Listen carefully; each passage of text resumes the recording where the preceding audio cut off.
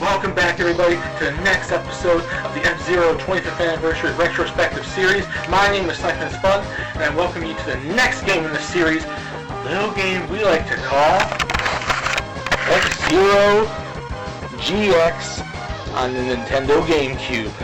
Hope you all enjoy the video. Way to go! It's a new record! F-Zero GX was released in Japan on July 25th, 2003, in North America on August 25th, 2003, and in the PAL regions on October 31st, 2003. It was the official third installment to the series console-wise, although there were handheld releases up until that point, such as Maximum Velocity. This is before the GP games came out, and there were the two BS F-Zero Grand Prix games released on Teleview for the Super Famicom in Japan, during 1996 to 1997. But this was the third full, console-wise game in the series, and especially ones that were released worldwide for the F-Zero series. This is the second installment in the series that actually brought 3D. In F-Zero X-State was the first jump to 3D graphics based off the Nintendo 64, and they upgraded here with the GameCube's hardware. Unlike past F-Zero games, this was the first F-Zero game that had a story mode, a very freaking hard story mode for that matter, with 9 chapters. There were a lot more racers included in this game than were seen in F-Zero X on the Nintendo 64, which was already almost triple, quadruple the ones from the Nintendo Super Famicom game. This F-Zero game actually also brought a very much difficulty to the game. I just said the story mode did it, but the racetracks in this game, especially when you get to the higher cups, really brought some difficulty as well. In the Grand Prix mode, there were 4 cups: Ruby, Sapphire, Emerald, and Diamond. They usually were based off playing cards or something like that. This is just basically based off minerals, gem type stuff, crystal type stuff. Ruby, Sapphires, Emerald, Diamond. That's from the easiest to the hardest difficulty. The difficulties in specifically for each cup that you could also play in would be Novice, Standard, Expert, and Master. Obviously, GP, Grand Prix mode would be the harder tracks. The difficulties themselves would depend on how hard the racers actually are in the game. Just like included in F-Zero X, there was a versus battle multiplayer for up to 4 players. There's a time attack to test your skills, to master those times. Ghost data that you can save so you can race your friends and families and other people's ghost data that you save on the game.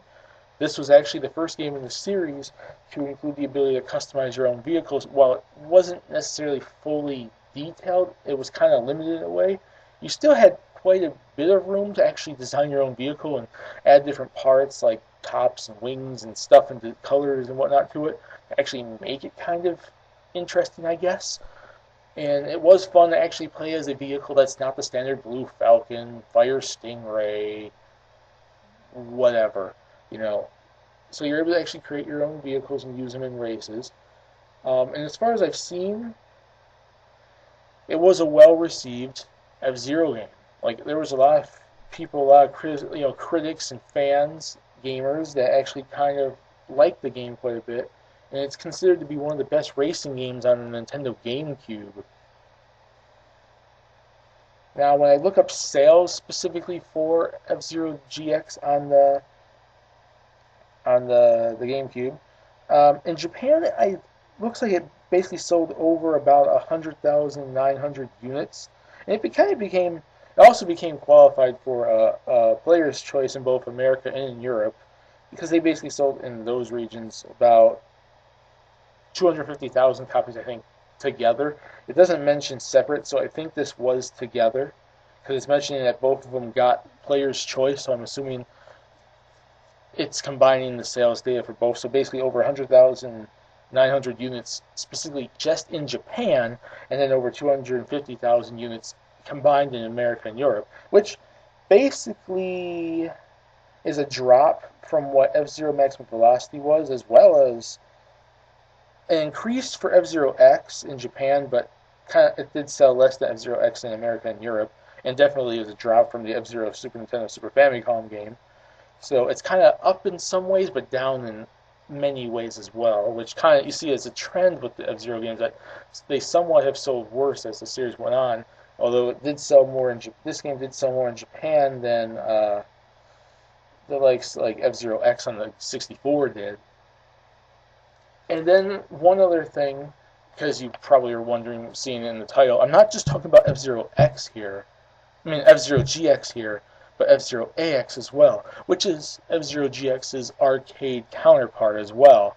And I'm only going to do a small thing here because I don't know too much about that, but all I know is it's an arcade counterpart to that game with a few racetracks specifically for it that you would obviously have seen in the arcades back in the day, probably more so in Japan. I don't know if they were in America and Europe. I never really noticed them back in the day.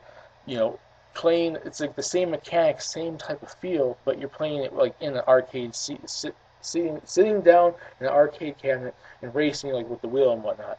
And until recently, it wasn't actually found that the data for F-Zero X, for F-Zero AX, is actually in the F-Zero GX game if you kind of mod it and unlock it. I don't know if you can unlock it normally because I've never been able to beat everything in F-Zero GX because the game is so freaking hard. But I know I've heard of people, hacking the game in order to get it done. So if you want to experience F-Zero AX, that's the way to do it. It's basically just like 5 tracks, I think, playing in there. And I think it's like a time attack type mode, like normal racing games in the arcade would have been. And basically, let's talk about my thoughts on F-Zero GX. Now, like I said, when it came to F-Zero the original, I loved that game a whole lot, and I do love F-Zero X, but I didn't play it as much as I played F-Zero the original. But I still liked it a lot. Maximum Velocity I didn't get until years later. I didn't get it when it came out, and I did like it a little bit, but it's pretty much my least favorite F-Zero game that I've pretty much played. Not saying it's bad though. F-Zero GX, back in the day, I only rented it like once or twice. I played that. I think this one less than I think I played the first two, but I loved it all the same. It's a fun game, even though it's freaking hard. I didn't buy it until years later, and I loved the game. I like it, but I didn't buy it back then because I don't know, I was stupid or something. I really don't know. I just, I didn't buy a lot of games really back in the day, like the early 2000s and whatnot, when I was still like in middle school and everything.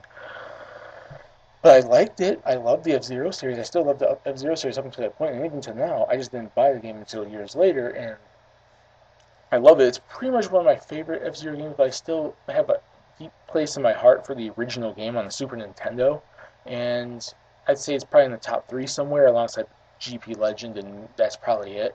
And it's fighting position probably with X. And I did like the music in the game. I didn't mention it during the actual video, but it did. I think they went for more of a techno in this game compared to metal music in, I think, F-Zero X. And I like both. I really do. So that's really about it. It's not my favorite F-Zero game, but I do really like it a lot, and a lot of people do for that matter as well. So put in the comment section what you guys think. What do you guys think of F-Zero GX? Is it your favorite? Is it in your top 3, top 5, whatever? Or do you just hate the game, whatever? I really don't know. Let's discuss it down there for the F-Zero 25th Anniversary Retrospective Series. And the next game I'm going to be talking about is going to be F-Zero GP Legends for the Game Boy Advance. See you all later in the next F-Zero 25th Anniversary Retrospective Series video.